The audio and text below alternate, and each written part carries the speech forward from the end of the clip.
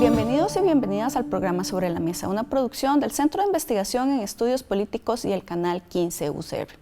En estos últimos días, bueno, tal vez en el último año y medio, hemos estado viendo muchísimas noticias sobre las condiciones de la provincia de Punta Arenas, condiciones que no son las más favorables, que han estado influyendo en que se dé muchísima más pobreza, muchísima más desigualdad y violencia en esa provincia. Por eso es que hoy quisimos conversar sobre ¿qué tenemos que tener en cuenta para poder entender a Punta Arenas? Para eso vamos a estar en una primera parte hablando con Alexa Obando. Ella es máster en estudios socioambientales, docente de la Escuela de Ciencias Políticas e investigadora del CIEP. Y también con Stephanie Foster Delgado. Ella es coordinadora del Bachillerato en Gestión Cultural de la sede del Pacífico de nuestra Casa de Estudios. Y finalmente, en el último bloque del programa, que es algo que vamos a estar haciendo probablemente de aquí hasta final de año, vamos a tener a Larisa Álvarez, investigadora del Observatorio de la Política Nacional, para conversar un poco de qué es lo que está sucediendo en este momento de cara a las elecciones nacionales. Así que vamos a estar conversando con ellas y para empezar vamos a ver la cápsula que tenemos preparada para el programa de hoy.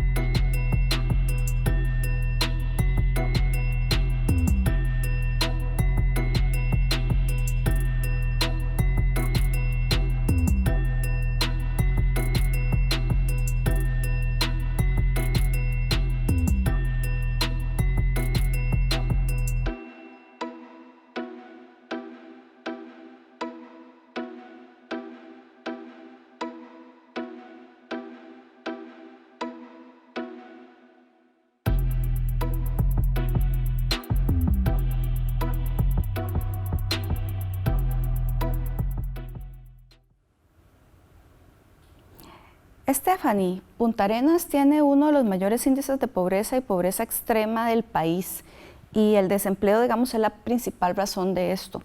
¿Cómo podríamos en este momento caracterizar social y económicamente a la provincia y qué tan compleja es la situación en este momento de cara a la pandemia? Buenos días, encantada de estar por acá. Yo creo que primero tenemos que comprender que la provincia es bastante compleja geográficamente hablando. Tenemos una zona peninsular, una zona de islas y toda la costa con sus diversas expresiones, manifestaciones y contextos económicos y sociales. Entonces, partiendo primero de ahí, ya nos deja un reto importantísimo. Segundo, el tema de la pobreza, de la desigualdad social, pasa por muchos otros ámbitos, ¿verdad? Y si lo vemos desde el punto de vista de la educación, mayoritariamente la población tiene la primaria completa y otro porcentaje significativo la secundaria. Sin embargo, se muestran grandes brechas que la pandemia las agudizó en el tema de la formación educativa. Y si aunado a esto, vemos que hay muchos emprendimientos o muchos comercios o personas que se dedican a las actividades informales, esto aún agrava más la situación. Otro elemento que podemos sumar a este panorama es esta región es altamente vulnerable a ser, vamos a ver, un punto atractivo para todo el tema del narcotráfico, y ahí lo alineamos con la delincuencia, la prostitución, entre otros factores sociales. Es una zona que tiene mucho potencial natural, mucho potencial turístico. Muchas de las poblaciones se dedican a esta actividad. Sin embargo, no se está viendo reflejado la relación entre el turismo, por ejemplo, teniendo dos puertos importantes en la región, en la provincia, bueno, incluamos también Golfito, perdón, en la zona sur, y no se ve reflejado en un desarrollo socioeconómico de las poblaciones aledañas a estos centros o destinos o puntos o polos de desarrollo que hay en la provincia. Entonces, hay elementos ahí que no se están considerando, que tenemos grandes desafíos a nivel país. Hay un trasfondo que no hemos logrado superar y es cómo realmente dinamizamos las economías en la provincia, partiendo de todo el panorama que tenemos, de todos los recursos con los que contamos y cómo realmente generamos un encadenamiento y una red de trabajo organizado entre los diferentes sectores presentes en la provincia. Estela, y de hecho hace poco se decía que la provincia es una bomba de tiempo, ¿verdad? Mucho tiene que ver con lo que ya usted planteaba, que el desempleo lo que hace es promover actividades ilícitas como la prostitución y el narcotráfico, digamos, como opciones. En este momento, efectivamente, el narcotráfico, la delincuencia está generando, digamos, unas condiciones para decir que estamos casi que con una bomba de tiempo. Totalmente, totalmente. Y tenemos que comprender que tenemos un porcentaje muy grande de hogares en pobreza. Lo que se está viendo es que ya si antes en algún momento el padre o la madre era quien traía el ingreso económico o el sustento a sus hogares, actualmente lo están trayendo los jóvenes. Jóvenes que han desertado del sistema educativo y que fácilmente encuentran una opción en el narcotráfico o una prostitución como una posibilidad de ingreso y sustento económico en sus hogares. Hogares que no necesariamente están constituidos o son sólidos, no existe realmente una estructura familiar tradicional como la que la zona había visto reflejada, sino que hay transformaciones importantes en esa concepción de lo que entendemos con familia y el narcotráfico consciente de cómo está funcionando internamente las estructuras familiares o las familias en estas zonas costeras, se inserta de manera muy sutil, logra enganchar a los jóvenes con una visión fácil de dinero. Estamos en zona costera, la mayoría de la población, además de una bicicleta, tiene una embarcación que sea mínima de un botecito, ¿verdad?, que se presta para el trasiego de ciertas mercancías ilícitas. Entonces, creo que la batalla no la está ganando el narcotráfico. Eso igual no pongo sobre la mesa que el Ministerio de Seguridad Pública, en articulación con otras instituciones, ha hecho un esfuerzo importantísimo en toda la provincia, particularmente en la región Pacífico Central y de manera específica en el Cantón Central de Punta Arenas. Hay un esfuerzo que se está articulando, sin embargo, tenemos un reto tremendo y es que tenemos muchas comunidades con una altísima vulnerabilidad social que tenemos que solventar problemas sociales, económicos para realmente entrarle de lleno a la parte del narcotráfico. Pero sí, en concreto es una bomba de tiempo que poco a poco va explotando, que poco a poco va dando como luces de dónde hay que dirigir la mirada de los esfuerzos. Pero en definitiva es un tema latente que recorre de punta a punta toda la provincia de Punta Arenas. Alexa, cuando reflexionamos sobre la sostenibilidad de los recursos pesqueros, nos centramos mucho en la extracción que se realiza del recurso. Lo que digamos es necesario, pero también debemos incorporar el estudio de la viabilidad de las empresas pesqueras que dependen del recurso, teniendo en cuenta la situación de los mercados de la pesca. ¿Costa Rica ha avanzado esta línea? ¿Cómo se trabaja y se organiza la pesca en la provincia? Bueno, se puede decir que sí se han generado esfuerzos a partir de, digamos, de tratar de trabajar en el tema de trazabilidad, de infraestructura, de generación de datos, de la búsqueda de fondo, del impulso y implementación de alternativas productivas para las zonas costeras, como la maricultura, la acuicultura, el turismo, la inserción en la pesca deportiva. Sin embargo, obviamente, no ha sido como suficiente por partir de trabas burocráticas, de que el entorno pesquero es complejo, y ahí nos lleva a cómo se organiza y la pesca en Punta Arenas. Hay que quitar el imaginario, yo creo, de que las pescas son como empresas establecidas, sino que realmente son sectores heterogéneos con una complejidad inherente que genera, digamos, grupos heterogéneos de carácter dinámico, que genera alianzas, identidades locales en un terreno altamente complejo, desigual y cambiante. Entonces, cuando hablamos tal vez como digamos, de cómo se organiza el sector pesquero, en Punta Arenas específicamente, desde lo que yo sé, claro, pueden haber asociaciones de pesca, cámaras, a partir de, digamos, también de redes y frentes regionales que se empiezan a articular para tratar de, por ejemplo, conocí un frente hace poco en el Golfo de Nicoya que se trata de articular por medio de ideas productivas, porque simplemente se empiezan a dar cuenta que a partir, digamos, a partir de iniciativas individuales o solos, no está resultando en el tema de la pesca, en el tema de generar alternativas. Entonces, muchas veces estos grupos pesqueros o estos sectores pesqueros no son empresas como tal, sino son grupos de personas, grupos de comunidades que se van aglutinando, que se van, de cierta manera, coordinando para exigir, demandar o poder orientar mejores posibilidades, ya sea en la comunidad, en la región, porque al final todos pasan cosas similares. No encuentran mercados donde posicionar, los intermediarios se dejan mucho de su dinero, no hay centros de acopio, entre otro tipo de cosas, hace que los sectores pesqueros tengan dinámicas de fractura y cohesión al mismo tiempo. De fractura, en tanto hay veces que ciertos temas los separan, pero de cohesión, en tanto hay ciertos otros temas que también los unen, depende de las demandas concretas que tengan. Muchas gracias. Estamos acá en Sobre la Mesa para entender Punta Arenas. Vamos a una pausa y ya regresamos.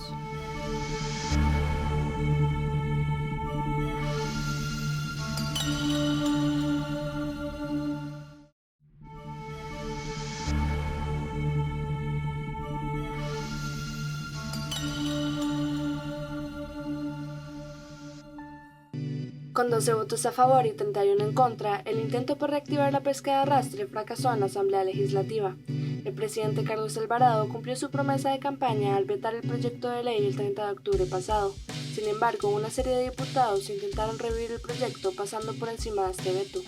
Diputados del PUSC, Restauración Nacional, Nueva República y algunos independientes fueron los 12 votos a favor del resello. Aún así, la iniciativa no prosperó. De esta manera, el expediente 21.478, Ley para el Aprovechamiento Sostenible de la Pesca de Camarón en Costa Rica, fue archivado. Sin embargo, al tiempo que esta iniciativa es definitivamente enterrada, las preguntas sobre el futuro y las posibilidades de empleo y desarrollo para la provincia de Punta Arenas permanecen en el aire.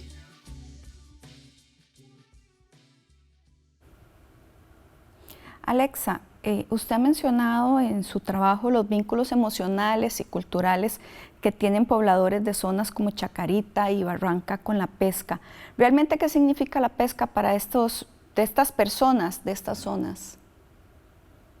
Bueno, yo creo que igual en esta pregunta Stephanie también puede aportarnos un montón. En tanto, bueno, la pesca muchas veces es meramente considerada como una actividad económica, en donde yo voy a traer ingresos y sustento a mis familias.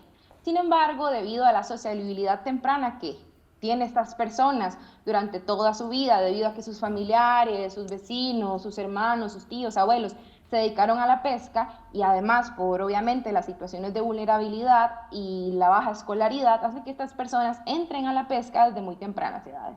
Y eso genera una especie de vínculo cultural y de identidad alrededor de estas poblaciones, que considero que no se toman muchas veces en cuenta porque partimos de que es un trabajo que nada más es generador de ingresos, cuando la pesca es un medio de vida, es un medio de sustento más allá de generar ingresos. Y eso tal vez lo entendemos desde un concepto que yo he tratado de estar desarrollando últimamente para entender por medio de un ejemplo o una metáfora estos territorios que tienen dinámicas culturales con la pesca, y podría ser el concepto de territorio anfibio. En tanto, estos territorios convergen y conviven diariamente entre el agua y la tierra.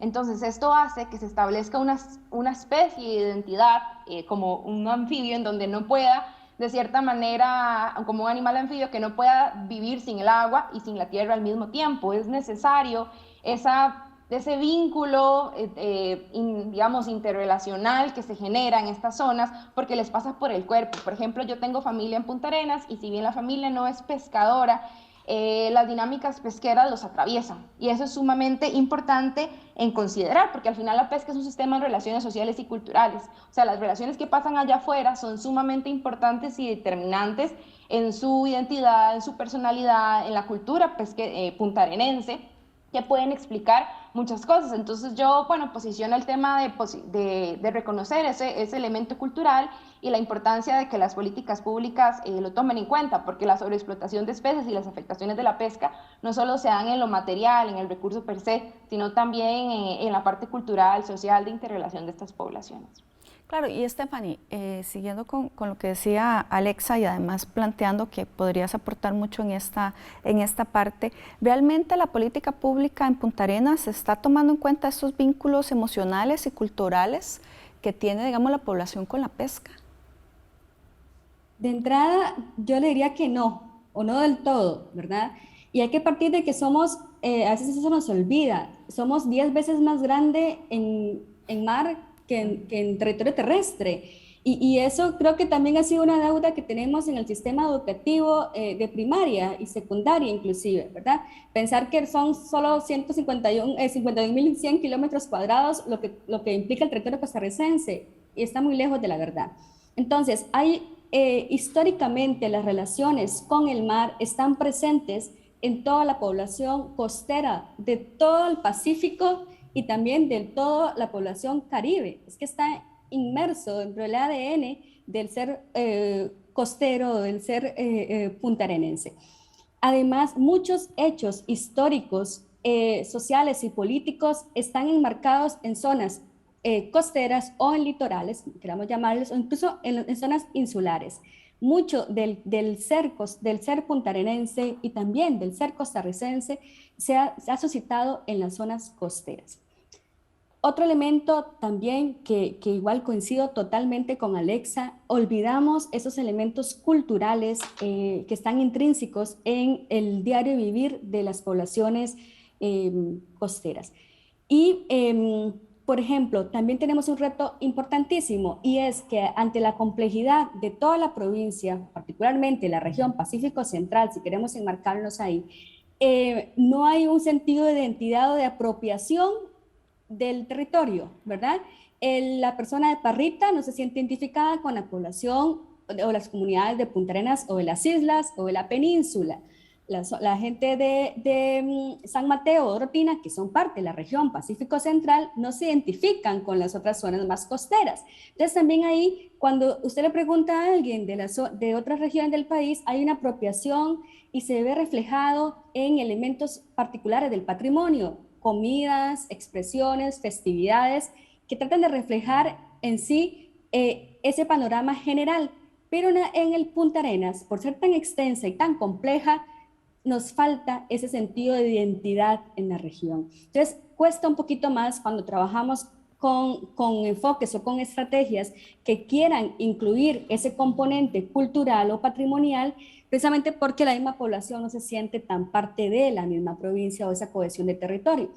Pero además de eso, olvidamos que del lado de una actividad económica o acompañada de una actividad económica hay una serie de acciones que muestran o evidencian quién soy como persona, quién soy como porteño, quién soy como persona del Roble, de Chacarita, de Tárcoles, de Punta Arenas, de la isla Chira o Isla Venado, ¿verdad?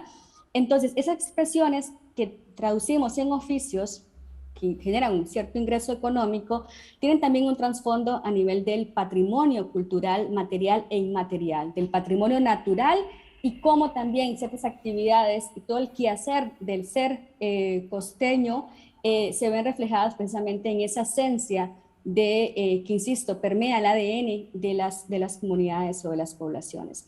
Se nos olvida incluirlos y se nos olvida porque es un tema a veces que pasa por subjetividades, ¿verdad? Por una preconcepción de lo que yo creo que debe ser o lo que yo creo que la gente piensa o cree y no realmente integramos el ser o el sentir de las poblaciones propiamente, de sus contextos y sus realidades en las múltiples estrategias que se proponen. Claro, y Alexa, profundizando un poco directamente sobre la pesca, ¿qué son las pesquerías? ¿Qué impacto realmente tienen sobre la economía de Punta Arenas? ¿Y qué relación tienen, verdad, o tuvieron, o en este momento se están gestando con respecto a su relación con la pesca de arrastre? Bueno, las pesquerías, o sea, algo así como muy general, tal vez se podrían clasificar obviamente según la especie objetivo que pescan, la autonomía de navegación, el arte de pesca que utilizan.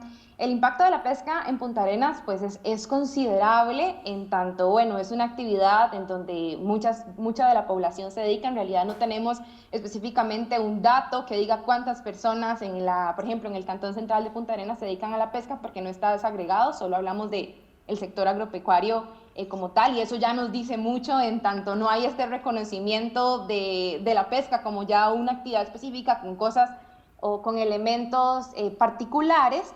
Y específicamente con la pesca de arrastre, lo que yo había estado notando en la investigación que realicé es que como la socialización de las personas empieza en tempranas edades y la pesca es una actividad económica, social y cultural inestable, ¿verdad? Porque no podemos controlar las mareas, los stocks de peces, etcétera, el recurso como tal, las personas migran en diferentes pesquerías durante toda su vida. Entonces encontramos familias complejas en donde los abuelos, no sé, fueron parte de la pesquería de arrastre, luego dejó de darles mucho dinero y se pasaron artesanal, y otros compraron barcos de palangre y otros son molusqueros. Entonces, creo que lo importante de entender las pesquerías en Punta Arenas particularmente es entender esa complejidad y heterogeneidad y no entenderlos como bloques homogéneos y estáticos, en donde si yo no soy un pescador artesanal voy a morir siendo un pescador artesanal, porque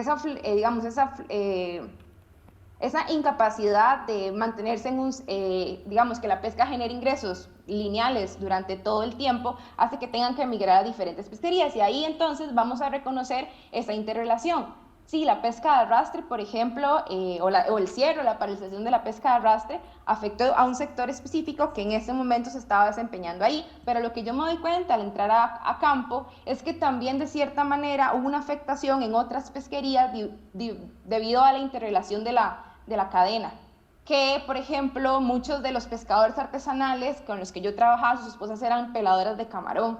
Entonces, a la hora de cerrar la pesquería, la jefatura de hogar se recargó totalmente en el hombre, cuando también las jefaturas de hogar en las hogares pesqueros se combinan, porque la pesca no es capaz de sostener a toda una familia mediante solo una persona. Entonces la otra persona también era, no sé, arreglaba el motor de los barcos, el otro era herredero, el otro era maquinista. Entonces sí es importante entender esa complejidad dentro de las pesquerías y cómo se interrelacionan, porque cuando se cierra una pesquería o no se tienen las políticas para darle contención al cierre de algo, pues sí va posiblemente a desencadenar una crisis social, porque las pesquerías se interrelacionan a nivel continental y a nivel marítimo también.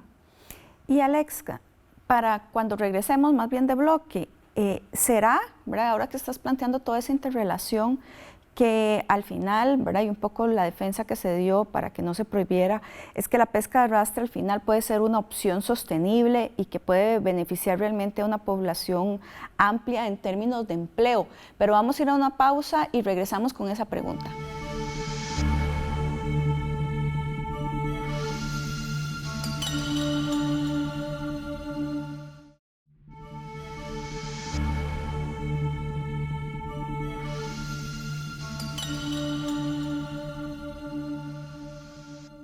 Continuamos en Sobre la Mesa para entender Punta Arenas. Antes de ir a una pausa, yo le preguntaba a Alexa si la pesca de arrastre realmente puede ser una opción de empleo sostenible y cómo podría beneficiar, ¿verdad?, a una población alta, grande en términos de empleo. Vieras que hace el fin de semana pasado, estuve hablando con unos pescadores sobre el tema de la pesca de arrastre, porque bueno, estuvo el tema del resello la semana pasada, entonces era otra vez un tema que la gente estaba comentando y hablando.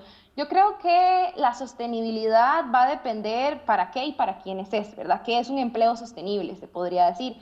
Pero más allá de eso, Yo pienso que cuando en una zona no tenés las condiciones necesarias para, digamos, absorber mano de obra con baja escolaridad o dar alternativas de empleo o soluciones a la pobreza y la desigualdad que cada vez es mayor, cualquier trabajo es visto como un empleo necesario. Entonces, sí, digamos, si complejizamos el debate, por ejemplo, las personas que apoyan la pesca de arrastre dicen, claro, esto va a traer reactivación económica a la zona, empleo. ¿Qué clase de empleo? Sí, posiblemente un empleo de baja calidad, porque pues hay que ser claros. O sea, obviamente estas personas no es un empleo de cierta manera, sí es digno, pero no es un empleo, digamos, en tanto les dé oportunidades de crecimiento, garantías laborales. Yo creo que el tema ha estado ausente, el tema de las garantías laborales, y pensar que solo el mejoramiento tecnológico de la pesquería per se va a generar un empleo sostenible, y no.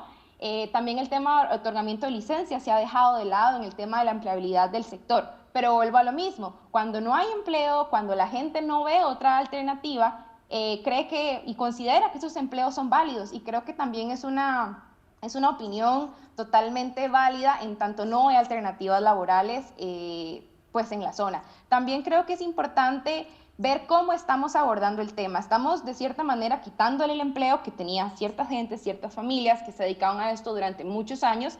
Sí, posiblemente la sostenibilidad ambiental de la pesquería estaba puesta en entredicho a partir de bastantes investigaciones, de diferentes intervenciones a nivel académico, en el sector científico, que dice que esta pesquería no era sostenible a largo plazo debido al impacto que generaba, etcétera, etcétera. Pero no le hemos dado las alternativas a la gente. Yo siempre, digamos, he pensado que si desde que el voto de la Sala Constitucional salió en el 2013, se hubiera generado paralelamente una estrategia de atención socioeconómica y cultural real para estas personas, 8 años después no sería la única opción que verían como viable, a pesar de los problemas laborales que hay dentro del sector, que sí, que hay que mejorarlos, que sí, que hay que hacer un montón digamos, de apreciaciones respecto a la explotación laboral, a la falta de garantías dentro del sector, pero el debate se ha concentrado en la sostenibilidad a nivel ambiental del arte o no, que hemos dejado elementos dentro, digo, por fuera, bastante importantes a la hora de gestionar y administrar una pesquería. Entonces, estamos quitándole el empleo a la gente y por tanto otras personas están diciendo, no, es que si esto regresa le va a arreglar digamos, la vida y a nivel económico, sí, la vida de las personas, pero no necesariamente. ¿Por qué? Porque hemos dejado durante 8 años elementos por fuera, y vuelvo y repito,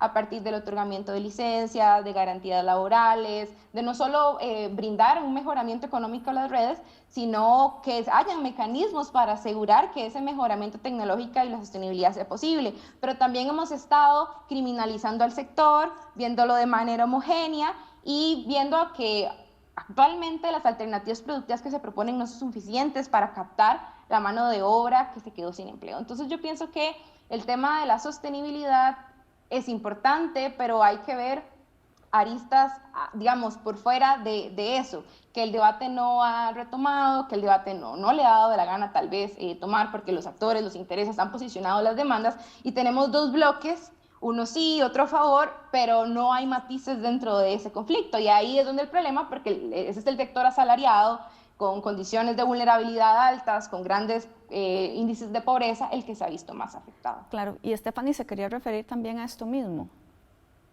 Sí, gracias. Yo creo que aunado a esto tenemos que comprender, o más bien analizar, que tenemos un gran potencial como región en el desarrollo de nuevos sectores asociados o alineados al mar y a la pesca. Creo que tenemos una gran oportunidad para diversificar las opciones económicas en toda la provincia, pero también aquí tenemos que agregar otro elemento, y es el tema educativo. Les decía al principio que mayoritariamente la población de toda la provincia tiene, o particularmente la región, tiene 6 años de educación primaria. Es decir, la mayoría de esta población apenas cumplió con 6 años de educación. Entonces, ahí empieza un gran desafío. Segundo, tenemos que ofertar o generar condiciones para una oferta educativa más técnica, más rápida, que necesariamente tenga elementos transversales como la innovación, la sostenibilidad, viéndose de manera integral con sus 3 pilares, y también el emprendimiento.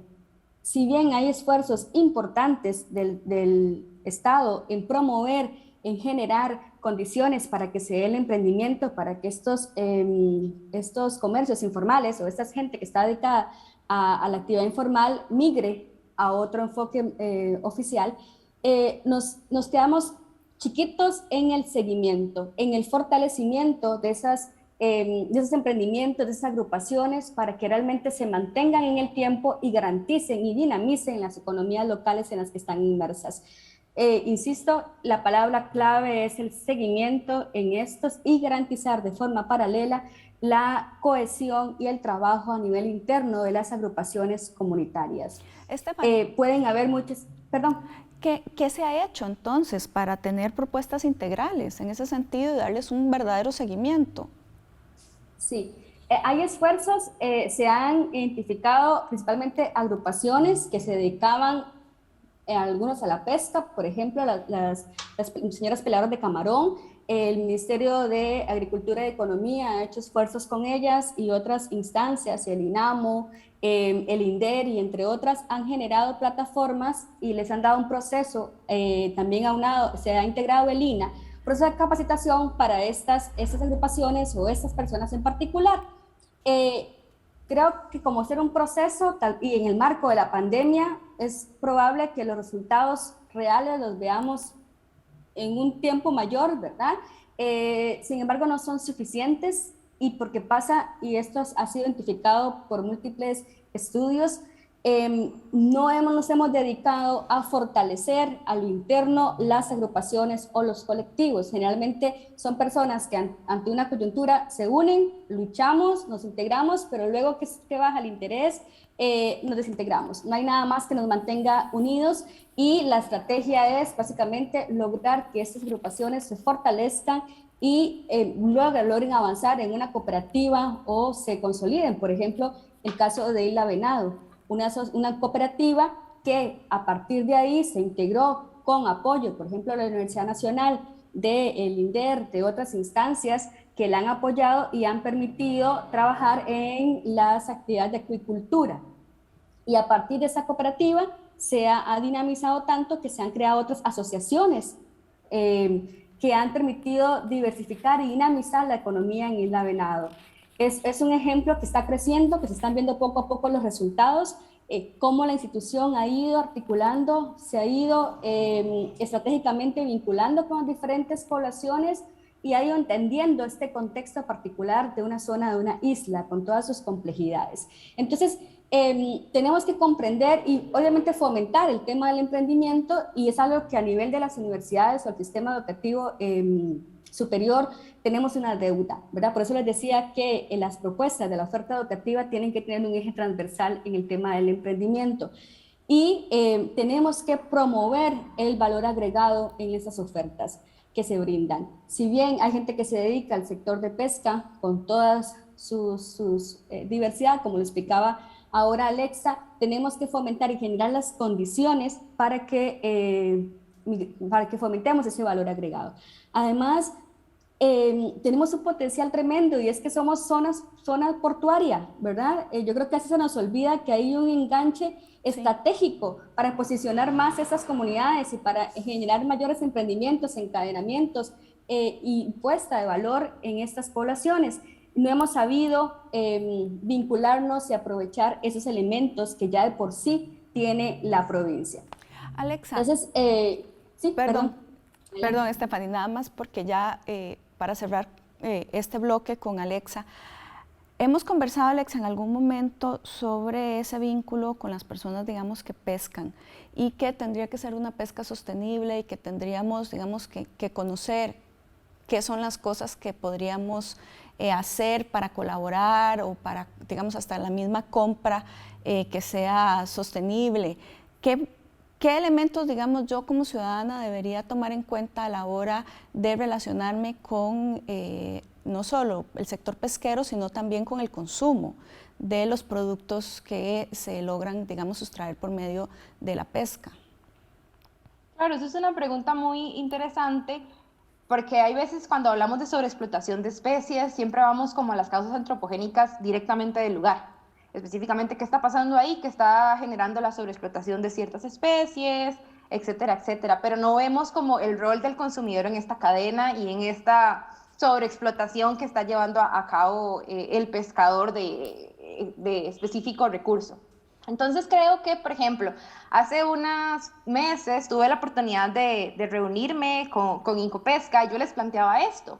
Es importante empezar a hacer, no sé si campañas, pero de cierta manera tal vez, sí, tal vez campañas informativas respecto a darle herramientas al consumidor de qué consumir, en qué tiempos, cuándo son los periodos de veda. Y creo que Incopesca, de cierta manera, este año sí logró, desde su página de Facebook y ciertas plataformas, incentivar e ir informando de acuerdo a los periodos de veda, a las especies legales que se pueden consumir, a las especies que no deberíamos consumir, claro.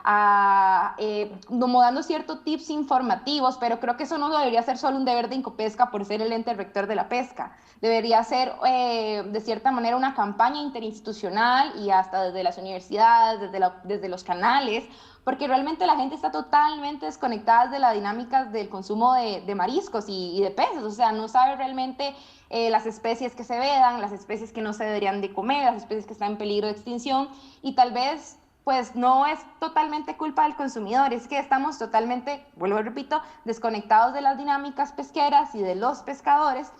Entonces creo que es necesario, o sea, sería súper bonito e interesante poder hasta sumar a los mismos, a los mismos pescadores, recolectores de moluscos dentro de estas campañas, como para de cierta manera pues también mostrar la realidad en la que viven y la importancia de respetar los mecanismos de ordenamiento pesquero, las vedas, etcétera, etcétera, claro, para poder llegar a esa sostenibilidad del recurso. Pero mientras tanto, solo se Incopesca generando esfuerzos desde su institución y no haya una interrelación con otras instituciones y que no sea un eje transversal alrededor de una política alimentaria, creo que va a ser muy complicado, porque sí, pues vos una vez sí me dijiste, ay, ¿cómo sé cuándo puedo comer curvina o cuándo puedo poner pescado o digo, cuándo puedo comer camarón, etcétera, etcétera? Y si uno va y aprende ahí, pues posiblemente pueda saberlo. Pero igual la presión muchas veces que hace el consumidor totalmente desconectado de esas dinámicas hace que los pescadores incurran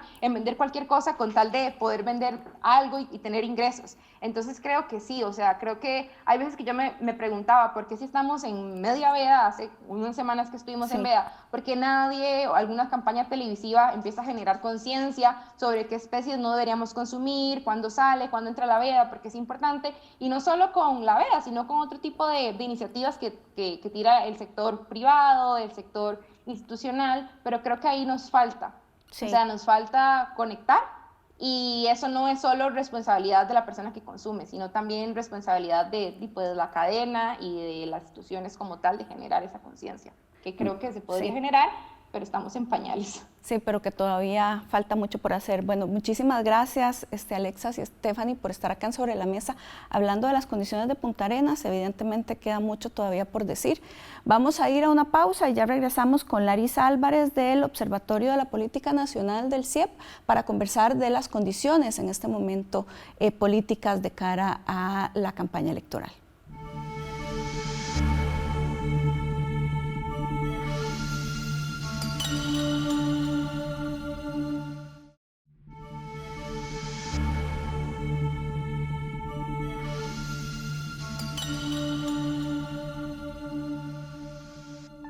Continuamos en Sobre la Mesa. Este bloque lo vamos a utilizar precisamente para conversar con Larisa Álvarez, investigadora del Observatorio de la Política Nacional, sobre qué es lo que está sucediendo en este momento. De hecho, esperamos poder cada 15 días o cada 22 días hacer este tipo de análisis con diferentes personas que son especialistas en el tema.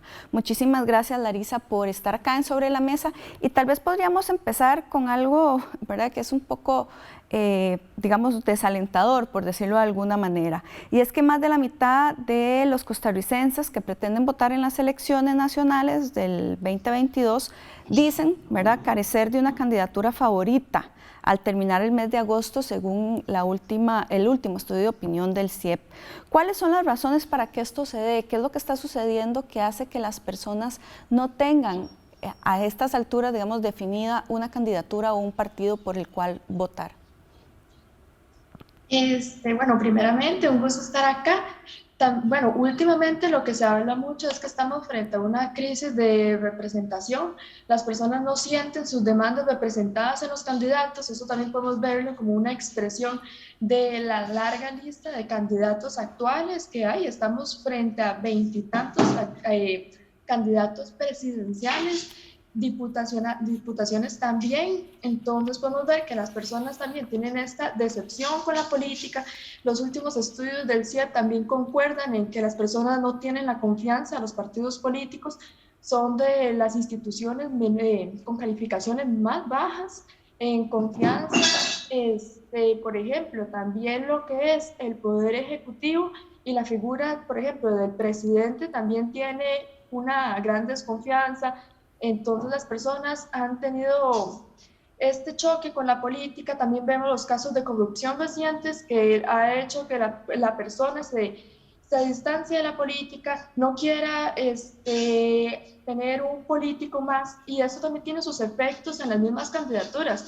Por ejemplo, vemos mucho este discurso de que el político se quiere posicionar como outsider, como fuera de la política, fuera de la esfera de la asamblea, fuera de la esfera del ejecutivo. Quieren separarse, romper la foto con estas figuras para no verse tal vez manchado por esta desconfianza que tienen los ciudadanos hacia los políticos. Ya lo planteaba, si efectivamente hay una cantidad récord de partidos políticos a escala nacional habilitados, ¿verdad?, para las elecciones del 6 de febrero. Todavía, bueno, no se han terminado de definir, pero tenemos aproximadamente 25 agrupaciones con posibilidades de competir. También en el estudio de opinión del CIEP se menciona que se está municipalizando la competencia electoral. ¿Coincide usted con esto? ¿Qué quiere decir en ese sentido el estudio del CIEP y por qué es importante analizar si realmente estamos municipalizando la competencia electoral? Claro, uno de los factores del haber mucha competencia, bastantes partidos, esta amplia gama de partidos, es que tienen que saber los partidos cómo diferenciarse de sus otros contrincantes, cómo posicionar sus ideas y cómo hacer que sus ideas no se vean igual a las del otro partido contrincante que está dentro del mismo espectro político.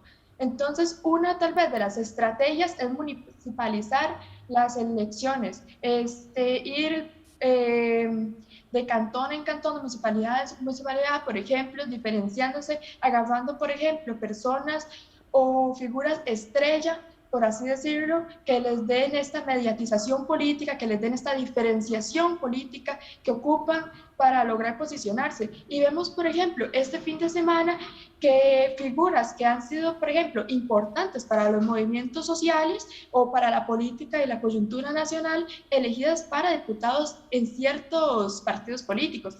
Vemos, por ejemplo, Célimo Guido, que tuvo su gran momento el año pasado, con las protestas. Vemos, por ejemplo, elegido para el PIN.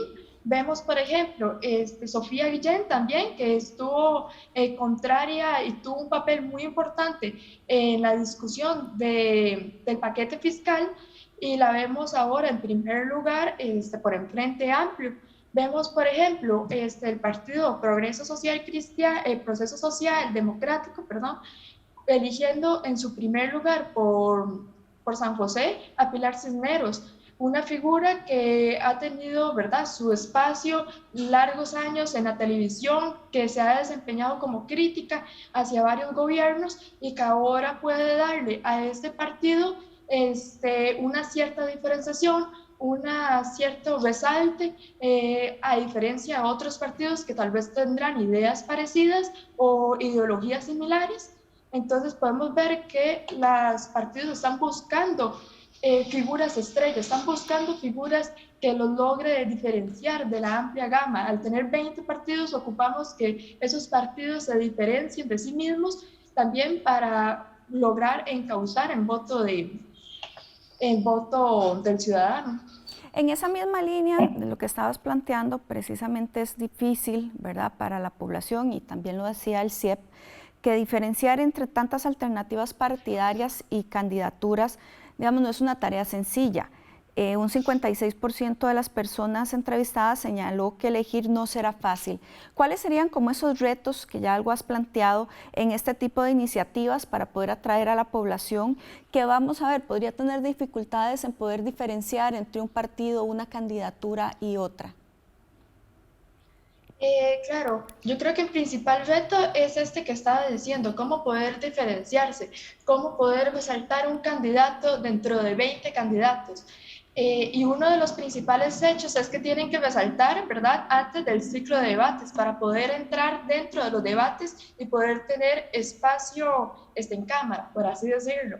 Entonces, uno de sus principales retos es diferenciarse, llegar al ciudadano, cómo llegar a un ciudadano que está completamente decepcionado, que ya no confía en la política, que no confía en los partidos políticos, cómo lograr llegar, cuáles son los principales temas que quiere el ciudadano que sean tocados, cuáles son las principales propuestas.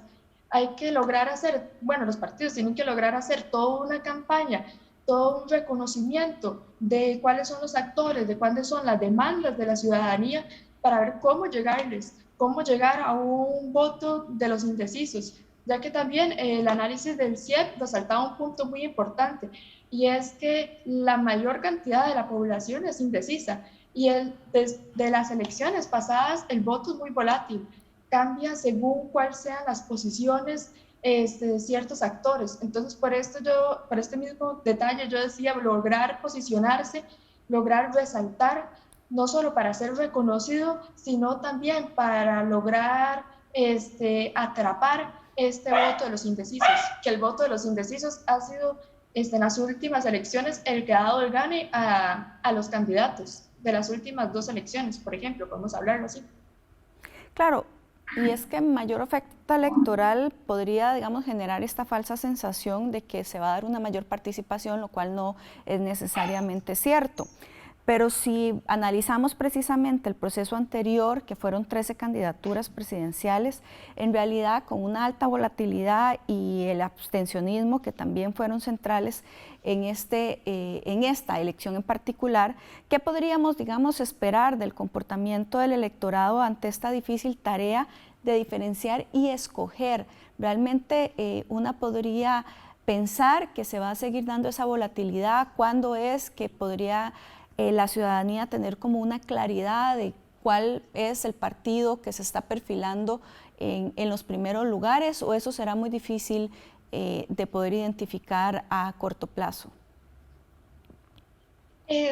Ahorita lo que vemos, por ejemplo, en los estudios del CIEP es que las figuras que son más reconocidas por la población, que tienen tal vez una tradición más amplia en la política, son las que pueden encabezar el voto. Eso también es un reto para los demás partidos, cómo competir con figuras que ya fueron vicepresidentes, que ya fueron presidentes, que la población los conoce, cómo competir contra ellos. Incluso midiendo tal vez si va a haber o no va a haber más participación política, más participación también electoral, es todo un reto, porque no sabemos cómo se va a mover este voto de los indecisos. No podemos tampoco predecir cómo se van a mover las demandas. Vemos que, por ejemplo, las elecciones pasadas se movieron también en base a una coyuntura en específico, que esa misma coyuntura generó una mayor participación en segunda ronda. No sabemos cómo se va a mover esta coyuntura. Sin embargo, tal vez lo que podemos prever serán 2 escenarios.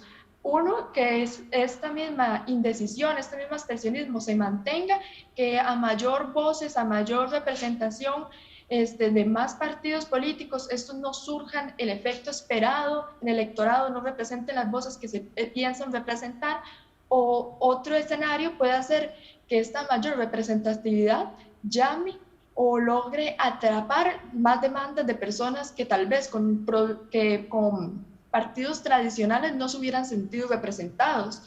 Entonces, bueno, podemos ver estos 2 escenarios y ir analizando estos meses cómo se va moviendo la campaña electoral.